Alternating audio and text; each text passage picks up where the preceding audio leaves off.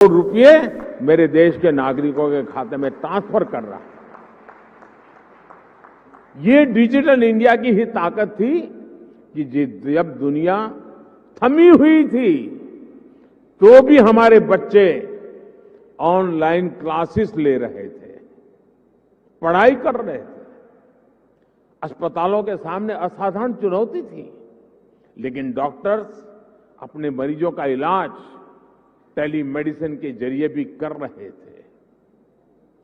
Offices बंद थे, लेकिन वर्क फ्रॉम होम चल रहा था। आज हमारे छोटे व्यापारी हो, छोटे उद्यमी हो, लोकल कलाकार हो, कारीगर हो, डिजिटल इंडिया ने सबको मंच दिया है, बाजार दिया है। आज आप किसी लोकल मार्केट में, आप सब्जी मंडी में जाकर देखिए, रेहड़ी पटरी वाला छोटा दुकानदार भी आपसे कहेगा कैश नहीं है, यूपीआई कर दीजिए। मैंने तो बीच में एक वीडियो देखा, कोई भिक्षुक भी डिजिटली पेमेंट लेता है। ट्रांसपेरेंसी देखिए। ये बदलाव बताता है कि जब सुविधा सुलभ होती है तो सोच किस तरह सशक्त हो जाती है। साथियों, आज टेलीकॉम सेक्टर में जो क्रांति देश देख रहा है वो इस बात का सबूत है कि अगर सरकार सही नीयत से काम करे तो नागरिकों की नीयत बदलने में देर नहीं लगती है। 2G की नीयत और 5G की नीयत में यही फर्क है।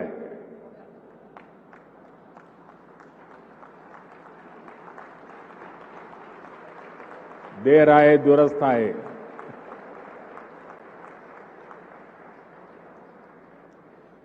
भारत आज दुनिया के उन देशों में है जहां डेटा इतना सस्ता है।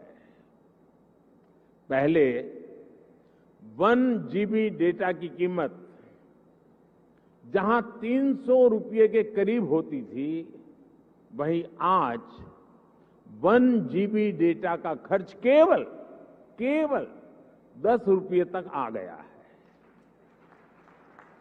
आज भारत में महीने भर में एक व्यक्ति मोबाइल पर करीब एवरेज 14 GB डेटा इस्तेमाल कर रहा है। 2014 में इस 14 GB डेटा की कीमत होती थी करीब 4,200 रुपये प्रति महीना, 4,200 रुपया। आज इतना ही डेटा 125 रुपये या ज्यादा से ज्यादा 150 रुपये, 125 या 150 रुपये में मिल जाता है। यानी आज गरीब के, मध्यम वर्ग के मोबाइल डेटा के करीब 4,000 रुपये हर महीने बच रहा है उसके जेब में।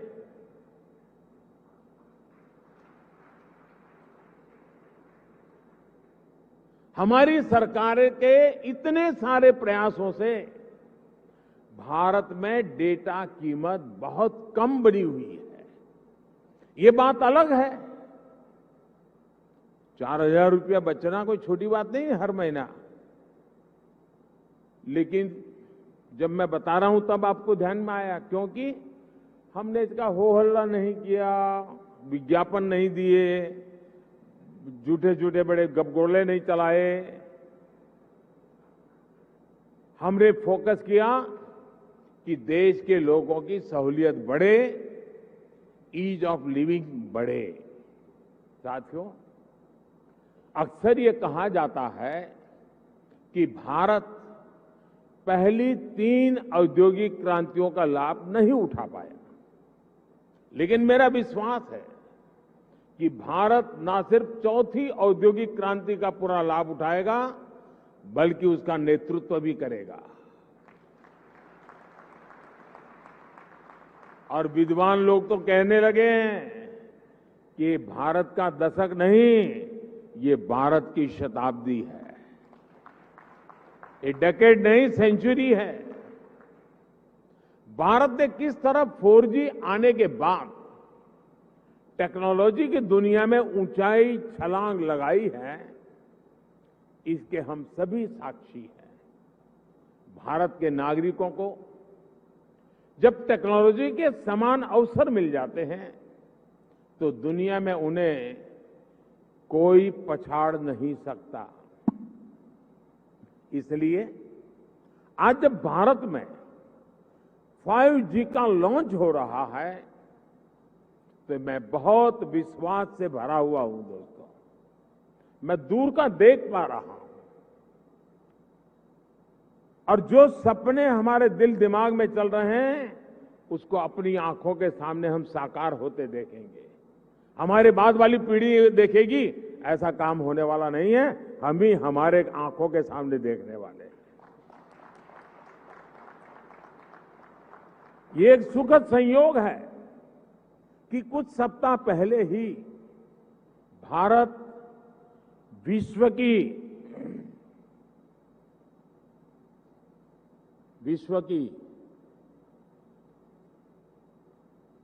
5वीं सबसे बड़ी अर्थव्यवस्था बना है।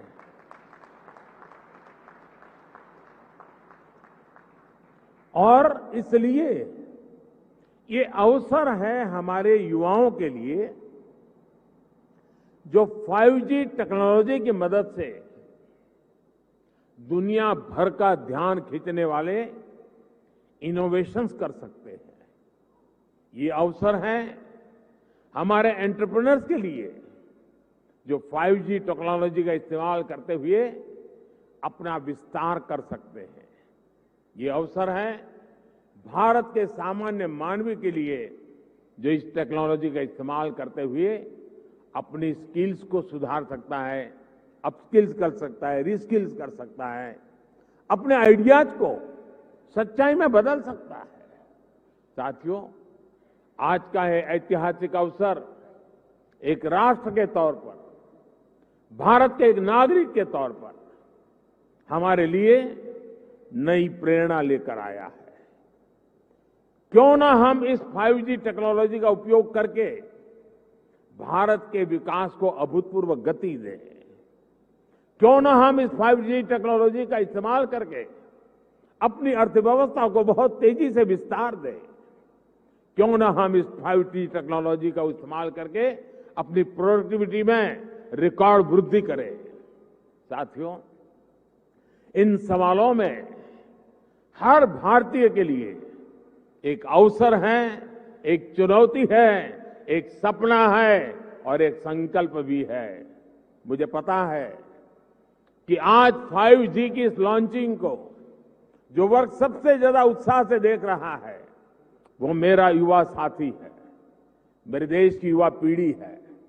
हमारी टेलीकॉम इंडस्ट्री के लिए भी कितने ही बड़े अवसर इंतजार कर रहे हैं। रोजगार के कितने ही नए अवसर बनने जा रहे हैं। मुझे विश्वास है हमारी इंडस्ट्री, हमारे इंस्टीट्यूट्स और हमारे युवा मिलकर इस दिशा में निरंतर काम करेंगे। और अभी जब मैं काफी समय पूरा जो एग्जीबिशन लगा है उसको समझने का प्रयास करता था। मैं कोई टेक्नोलॉजी का विद्यार्थी तो नहीं हूं, लेकिन समझने की कोशिश कर रहा था। ये देख करके मुझे लगा है कि मैं सरकार में तो सूचना करने वाला हूं कि हमारी सरकार के सभी विभाग, उसके सारे अधिकारी जरा देखें कहां कहां इसका उपयोग हो सकता है, ताकि सरकार की नीतियों में भी इसका असर नजर आना चाहिए। मैं देश के स्टूडेंट्स को भी चाहूंगा कि 5 दिन तक ये एग्जीबिशन चलने वाला है। मैं खास करके टेक्नोलॉजी से जुड़े स्टूडेंट से आग्रह करूंगा कि आप आइए, इसे देखिए, समझिए और कैसे दुनिया बदल रही है। और आप एक बार देखेंगे तो अनेक चीजें नई आपके भी ध्यान में आएगी, आप उसमें जोड़ सकते हैं। और मैं इस टेलीकॉम सेक्टर के लोगों से भी कहना चाहूंगा, मुझे खुशी होती थी जिस स्टॉल में मैं गया, हर कोई कहता था ये इंडिजीनियस है, ये आत्मनिर्भर है, ये हमने बनाया है, सब बड़े गर्व से कहते थे, मुझे आनंद हुआ। लेकिन मेरा दिमाग कुछ और चल रहा था। मैं ये सोच रहा था, जैसे कई प्रकार की कार आती हैं, हर एक की अपनी एक ब्रांड होती है, हर एक की अपनी विशेषता भी होती है, लेकिन उसमें जो स्पेयर पार्ट पहुंचाने वाले होते हैं वो एमएसएमई सेक्टर के होते हैं। और एक ही एमएसएमई के एक फैक्ट्री वाला 6 प्रकार की गाड़ियों के स्पेयर पार्ट बनाता है, छोटे मोटे जो भी सुधार करने करे वो देता है। मैं चाहता हूं कि आज हार्डवेयर भी आप लगाए रहे हैं, ऐसा लगा मुझे आपकी बातों से। क्या एमएसएमई सेक्टर को इसके लिए जो हार्डवेयर की जरूरत है, उसके छोटे छोटे पुर्जे बनाने के लिए उनको काम दिया जाए, बहुत बड़ा इकोसिस्टम बनाया जाए। एकदम से मैं व्यापारी तो नहीं हूं, मुझे रुपये पैसे से लेना देना नहीं है, लेकिन मैं इतना समझता हूं कि कॉस्ट एकदम कम हो जाएगी, एकदम कम हो जाएगी। हमारे एमएसएमई सेक्टर की ये ताकत है। और वो सप्लाई आपको सिर्फ अपने यूनिकनेस के साथ उसमें सॉफ्टवेयर वगैरह जोड़ करके सर्विस देनी है। और इसलिए मैं समझता हूं कि आप सब मिलकर के एक नया और मिलकर के करना पड़ेगा, और तभी जाकर के इसकी कॉस्ट हम नीचे ला सकते हैं। बहुत से काम हैं, हम मिलकर के करते ही हैं। तो मैं जरूर इस क्षेत्र के लोगों से भी कहूंगा। मैंने ये भी देखा है कि स्टार्टअप में जिन बच्चों ने काम किया है, जिन नौजवानों ने काम किया है, ज्यादातर इस क्षेत्र में उन्हीं स्टार्टअप को ओन कर करके उसको स्केल अप किया गया है। मैं स्टार्टअप वाले साथियों को भी कहता हूं कि आपके लिए भी इस क्षेत्र में कितनी सेवाएं अधिकतम आप दे सकते हैं, कितनी यूजर फ्रेंडली व्यवस्थाओं को विकसित कर सकते हैं, आखिरकार इसका फायदा यही है। लेकिन एक और चीज मैं चाहूंगा, ये भी आपका जो एसोसिएशन है वो मिलकर के एक मूवमेंट चला सकता है क्या? एटलीस्ट हिंदुस्तान के सभी डिस्ट्रिक्ट हेडक्वार्टर में ये 5G जीवन में कैसे उपयोगी हो सकता है, उसके लोगों को एजुकेट करने वाले एग्जीबिशन, उसकी व्यवस्था हो सकती है क्या? मेरा अनुभव है, छोटा सा उदाहरण बताता हूं। हमारे देश में 24 घंटे बिजली, ये सपना था। मैं गुजरात में जब था तो मैंने एक योजना बनाई, ज्योति ग्राम योजना, और मेरा सपना था कि मैं गुजरात के हर घर में 24/7 बिजली दूंगा। अब मेरे सारे अफसर कहते थे साहब संभव ही नहीं है, ये तो हम कर ही नहीं सकते हैं। तो मैंने एक सिंपल सी सॉल्यूशन दिया था। मैंने कहा हम एग्रीकल्चर फीडर अलग कर दें, डोमेस्टिक फीडर अलग कर दें, और फिर उस काम को किया। और एक एक जिले को पकड़ करके काम पूरा करता था। बाकी जगह पे चलता था, लेकिन एक काम पूरा करो। फिर उस जिले का बड़ा समिट करता था, 2.5-3 लाख लोग आते थे, क्योंकि 24 घंटे बिजली मिलना एक बड़ा आनंद उत्सव का समय था। वो 2003, 4, 5 का कालखंड था। लेकिन उसमें मैंने देखा, मैंने देश भर में बिजली से होने वाले काम, बिजली से चलने वाले यंत्र, उनकी एक बहुत बड़ी प्रदर्शनी लगाई। जब लोगों को क्या लगता है, बिजली आई यानी रात को खाना खाने से हमें बिजली मिलेगी, बिजली आई मतलब टीवी देखने के लिए काम आ जाएगा। इसका कई प्रकार से उपयोग हो सकता है, उसका एजुकेशन भी जरूरी था। मैं ये 2003-5 के बीच की बात कर रहा हूं। और जब वो सारा एग्जीबिशन लगाया तो लोग, टेलर भी सोचने लगा मैं मेरा इक्विपमेंट ऐसे लगूंगा, कुम्हार भी सोचने लगा कि मैं ऐसे इलेक्ट्रिक व्हीकल लूंगा, माताएं बहनें भी लगी किचन में हमारे इलेक्ट्रिक वाले इतनी इतनी चीजें आ सकती हैं। यानी एक बहुत बड़ा मार्केट खड़ा हुआ। और बिजली का मल्टीपल यूटिलिटी जीवन के सामान्य जीवन में 5G भी उतना जल्दी, लोगों को लगेगा हाँ यार अब तो वीडियो बहुत जल्दी डाउनलोड हो जाता है, रील देखना है तो बहुत इंतजार नहीं करता है, फोन कट नहीं होता है, साफ सुथरी वीडियो कॉन्फ्रेंस हो सकती है, फोन कॉल हो सकता है। इतने से सीमित नहीं है, ये जीवन को बदलने वाली व्यवस्था के रूप में आ रहा है। और इसलिए मैं इस उद्योग जगत के मित्रों के एसोसिएशन को कहूंगा कि आप स्कूल, कॉलेज, यूनिवर्सिटी और हिंदुस्तान के हर डिस्ट्रिक्ट में जाकर के इसके कितने पहलू हैं और आप देखिए वो लोग उसमें वैल्यू एडिशन करेंगे तो एक आपके लिए सेवा का काम भी हो जाएगा। और मैं चाहूंगा कि इस टेक्नोलॉजी जीवन में सिर्फ बातचीत करने के लिए या कुछ वीडियो देखने के लिए सीमित नहीं रहनी चाहिए।